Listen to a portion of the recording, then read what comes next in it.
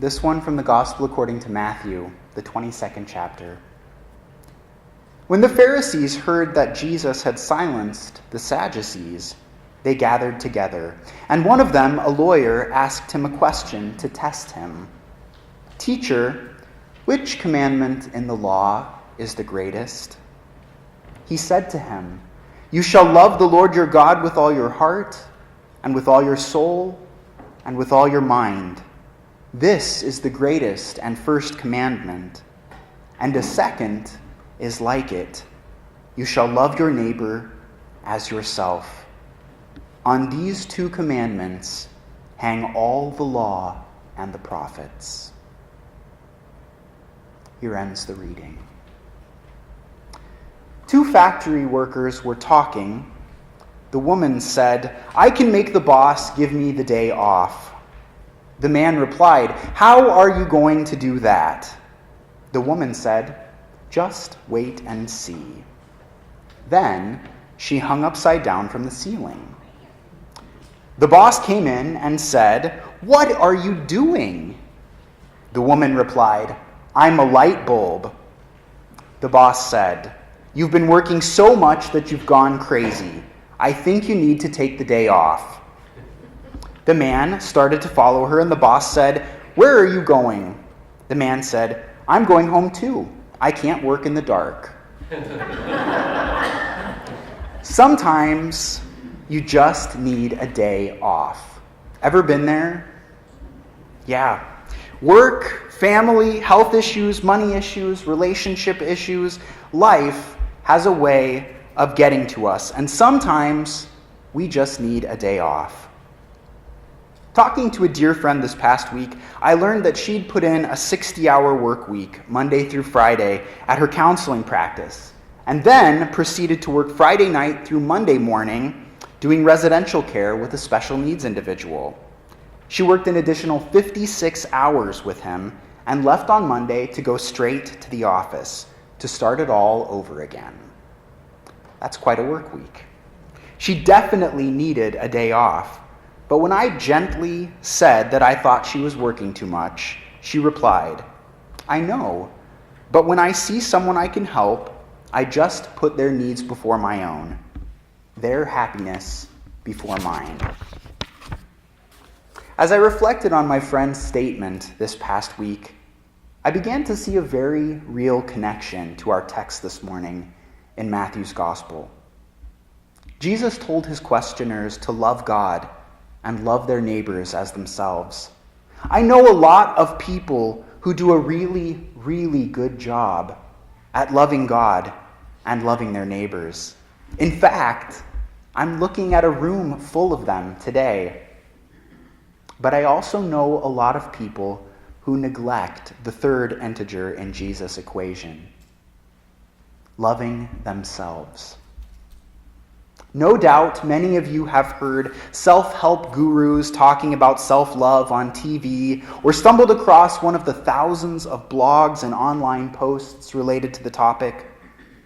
If you enter self-love in the search bar on Amazon.com, you'll get over 188,000 results, with titles like, "Love Yourself Like Your Life Depends on It," "The Self-Love Experiment, 15 Principles for Becoming More Kind, Compassionate, and Accepting of Yourself," and my favorite, "Madly in Love with Me." Self-love is a big topic in the self-help world of pop psychology, and to be honest, until this conversation with my friend last week, I hadn't really given it much thought. There was something about looking into my friend's tired eyes, seeing her weary body, and hearing her altruistic yet painful confession about putting others' needs, their happiness, before her own, that made me hear Jesus' words differently. He didn't just say, "Love God and love your neighbor." He said, "Love God and love your neighbor as yourself." Loving others is predicated on loving self. In other words, to love God and love neighbor effectively, one must also love and care for oneself effectively. Joyce Meyer, an evangelical pastor, author, and teacher, says it this way: "You cannot give away something that you don't have in you." How can someone love another person if they don't love themselves? You cannot give away something that you don't have in you. On this point, pop psychology tends to get it right, and many of us seem not to get it at all. But it's right there in the text. It's right there in Jesus' words. According to Jesus, these are the greatest commandments, and upon them hang all the law and the prophets.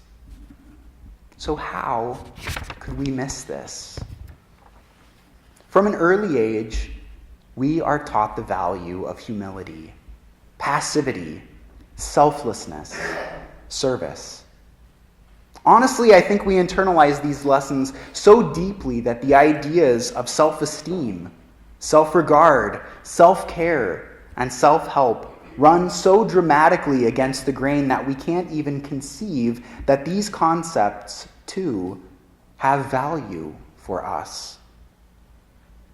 When you have humility without self-esteem, passivity without self-regard, selflessness without self-care, and service without self-help, coupled with an extra dose of guilt, then you've got the perfect formula, not for loving God and loving neighbor, but for burnout, depression, anxiety, and exhaustion. In seminary, I learned that a popular, albeit jaded, definition of minister is a quivering mass of availability. The truth is, however, that no one is being ministered to effectively if we're not also ministering to ourselves, if we're not loving ourselves.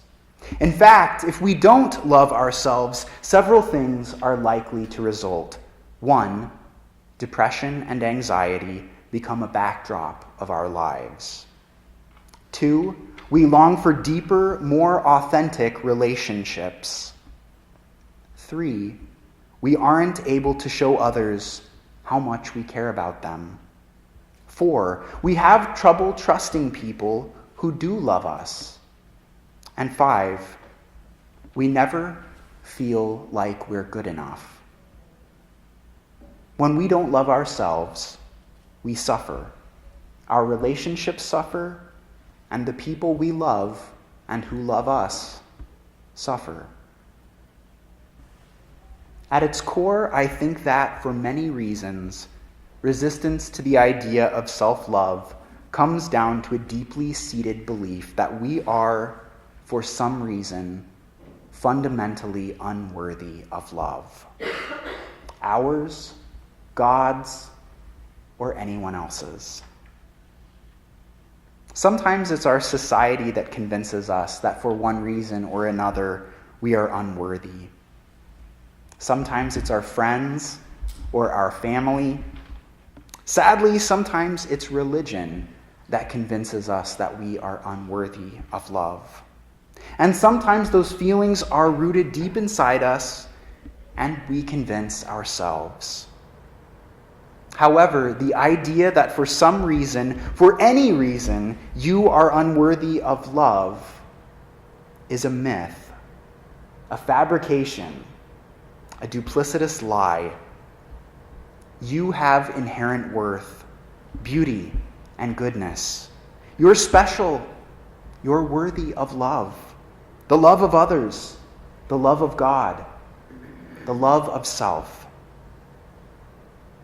As the psalmist said, it was God who formed our inward parts, who knit us together in our mother's womb, and we are fearfully and wonderfully made.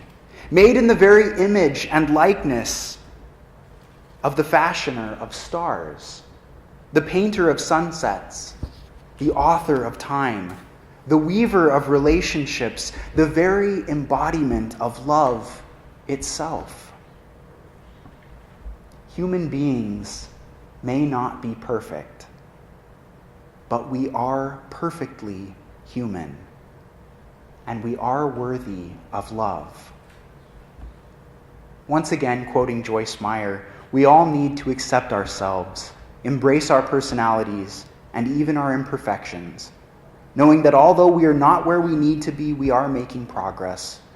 God wants us to love ourselves and enjoy how God made us. You are worthy. As people of faith and as a church family, we really need to be in the business of reminding one another that we are loved and that we are worthy of love. Jesus said, "Love God and love your neighbor as yourself." If we don't remind one another to love ourselves, how can we ever love our neighbor or love the God who gives us life, for that matter? If we cannot see value and worth in ourselves, how can we expect to see it in someone else? When we look in the mirror, if we cannot see someone who is inherently worthy of love, how can we possibly expect to look into the face of a stranger and see someone who is inherently worthy of love?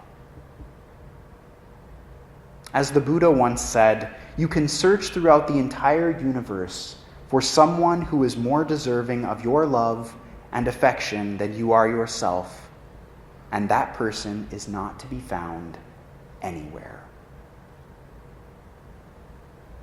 You are worthy of love, and you are worthy of your love, and that means owning your identity with all its exasperating flaws and its limitless beauty. It means listening to your inner voice, your wants and needs, your likes and dislikes, your hopes and dreams. It means caring for your body through diet, exercise, and rest. It means nurturing your interests, your passions. And it means bringing all of you into your relationships with others. And it means honestly acknowledging that love of others is predicated on love of self. If we're to do our best at loving others and loving God, loving for and caring for ourselves is a necessary first step, because, as we've already heard, you cannot give away something that you don't have in yourself.